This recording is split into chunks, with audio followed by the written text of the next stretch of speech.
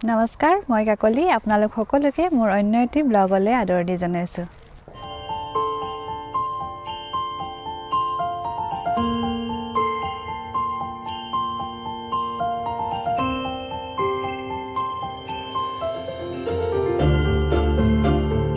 মই নতুন এটা ৰেচিপি বনাম তাত কি থাকিব আপোনালোকে সকে থাম্বনেইলটো দেখি গম পাইছে গতিকে তাৰ কাৰণে আমাক আৰু কি লাগিব হেবিলাককো দেখুৱাই যাম গতিকে ভিডিওটো হেখলৈকে চাই থাকিব এতিয়া বাৰীলে যাওঁ বাৰীতে আছে অমিতা ফুলবোৰ একচুয়ালি অমিতা কেবাজোপা লগাইছিলো তাতে কিছুমান লাগিছে কিছুমানত মটা অমিতা বুলি কৈছে তাত অকল ফুলবোৰ হৈছে এই ফুলবিলাকো আমি খাব পাৰো এই তাৰে তাত নতুন ৰেচিপি বনাম বলক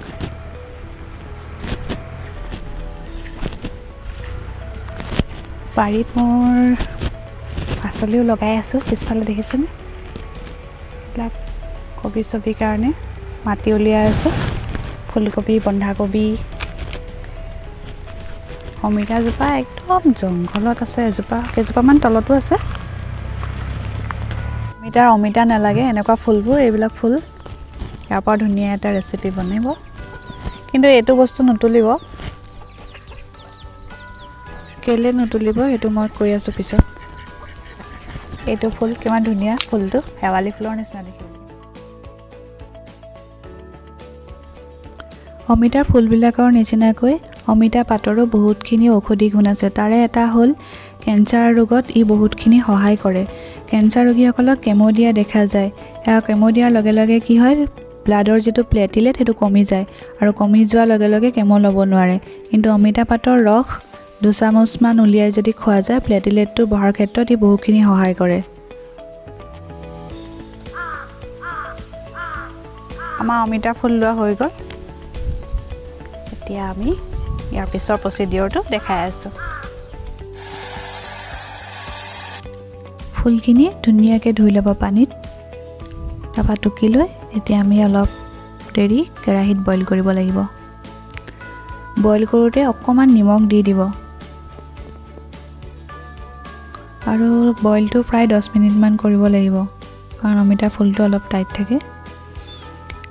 আৰু পিছত ভাজিবৰ কাৰণে পিয়াজ ৰসুন বটা 1 চামুচ আদা অকমান বিলাহী আধা ফাল আৰু জলকীয়া নিজৰ আন্দাজ মতে দিব আমাৰ বইল হৈ গৈছে এতিয়া এইখিনি পানীখিনি পেলাই ধুনীয়াকৈ চেপি লম এতিয়া এটা কেৰাহীত মিঠাতেলত ভাজিছো মিঠাতেলত ভাজিব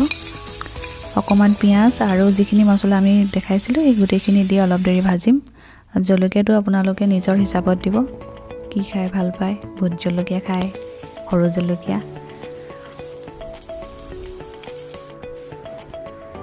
মই যে কৈছিলো কলিটো কিয় নলব লাগে একচুয়ালি কলিটো টেষ্টটো অকমান বেছি তিতা অমিতাখিনি অকমান তিতা হয় ফুলবিলাক সেইকাৰণে ইয়াৰ কলিটো বেছি তিতা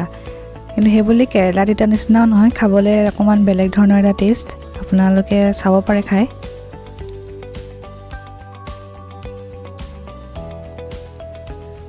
অকমান হালধি দি দিব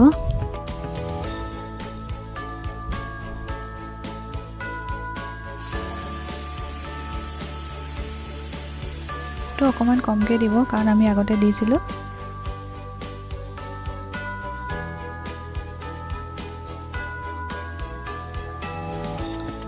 বিলাহীখিনি সিজা নিচিনা হলে ফুলখিনি দি আকৌ অলপ দেৰি ভাজিব লাগিব